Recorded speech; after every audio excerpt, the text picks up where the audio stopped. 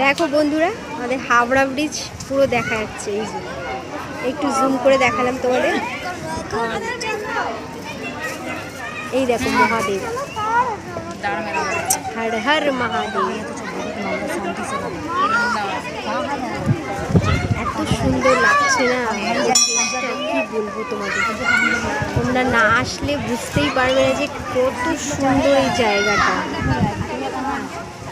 খুব ভালো লাগছিল আমাকে ঘুরে ঘুরে, চারদিকে এত ভালো লাগছিল।